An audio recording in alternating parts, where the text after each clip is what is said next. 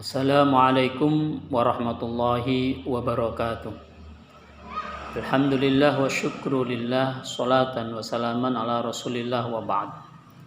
Qala Allah ta'ala fi kitabihil karim, a'udzu billahi minasy syaithanir rajim, bismillahirrahmanirrahim.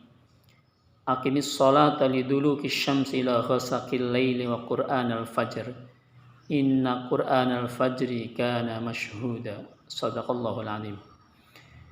Saudaraku semuanya, dalam kesempatan ini saya ingin sampaikan beberapa keutamaan sholat subuh. Sholat subuh memang sholat yang dalam pelaksanaannya memiliki tantangan tersendiri.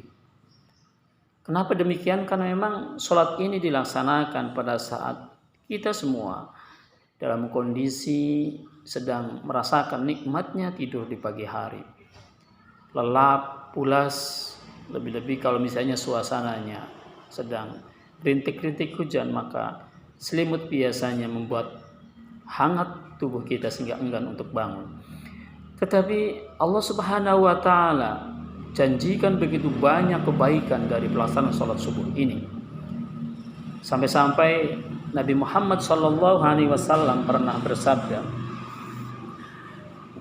"Walau ya'lamuna ma fil atama was subhi la tauha walau habwa."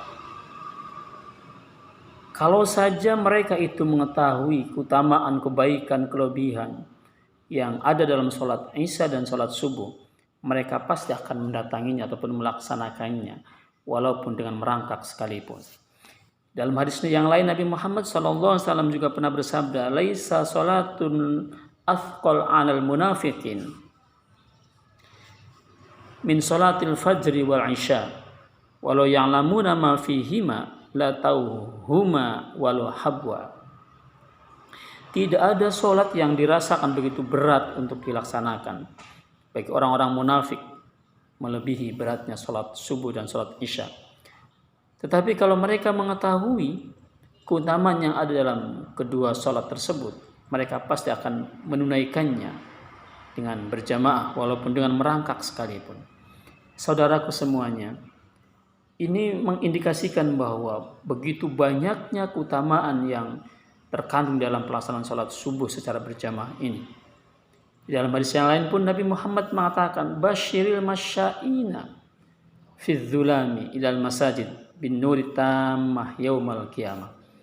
Itu kasih kabar gembira buat mereka. Siapa? Orang-orang yang datang ke masjid di saat gelapnya malam, di saat orang lain masih nyenyak tidur, di saat orang lain sedang merasakan hangatnya selimut.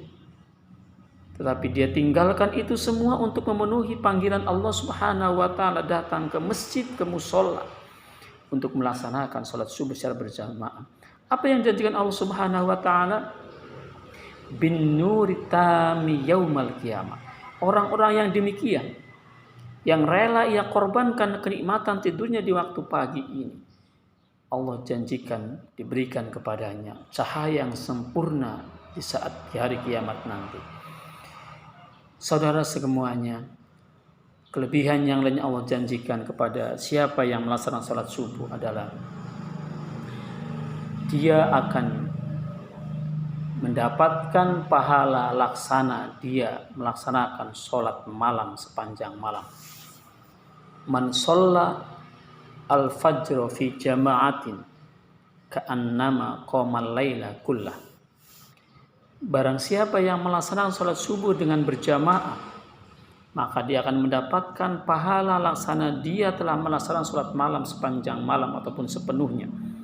Ini begitu besarnya sholat subuh dengan berjamaah ini yang akan Allah berikan pahala kepada kita semuanya. Saudara semuanya, kelebihan yang lainnya Allah janjikan kepada kita dalam sholat subuh berjamaah ini adalah bahwa di dalam sholat subuh ini ada 2 rakaat sebelumnya, yakni qobliyatus subuh.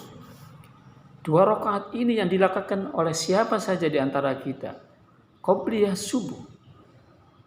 Ketika azan sudah dikumandangkan, kemudian kita laksanakan 2 rakaat sholat qobliyah subuh, maka kata Nabi, khairum minad dunya wa ma fiha. maka orang tersebut akan mendapatkan kebaikan yang lebih dibandingkan dengan kebaikan dunia dan seisinya. Saudara semuanya, lebih-lebih ketika setelah sholat subuh kita tetap di tempat duduk, kemudian berzikir kepada Allah, membaca Al-Quran, bersolawat kepada Nabi, dan zikir-zikir yang lainnya. Maka kata Nabi sebagaimana dipesankan kepada Ali bin Abi Thalib, "Ya Ali,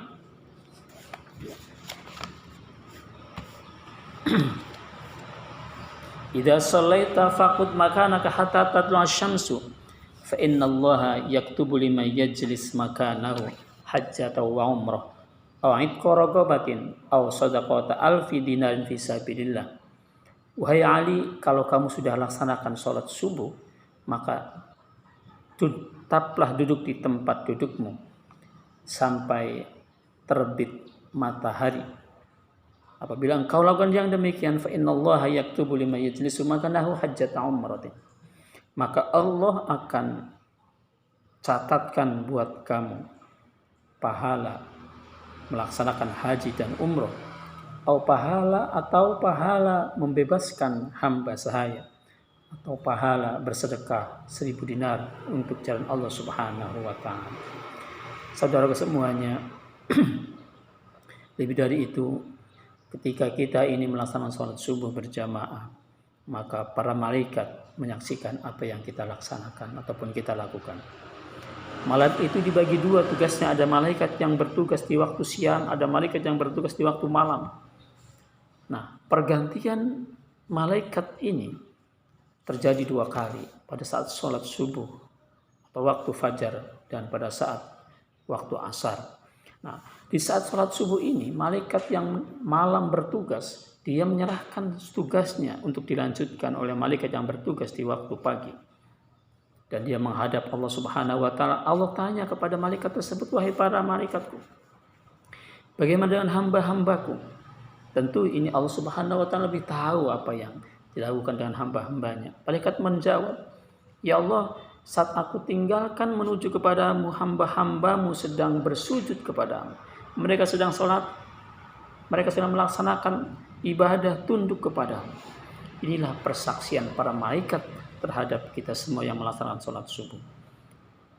Dan yang lain Allah janjikan, barang siapa yang melaksanakan sholat subuh, maka Allah malu untuk memberikan siksa kepadanya.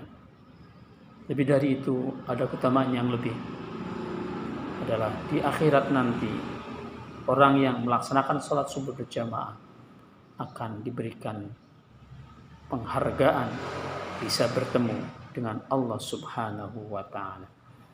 Demikian, mudah-mudahan bermanfaat. Wallahul muwaffiq lakum bithoriq. Wassalamualaikum warahmatullahi wabarakatuh.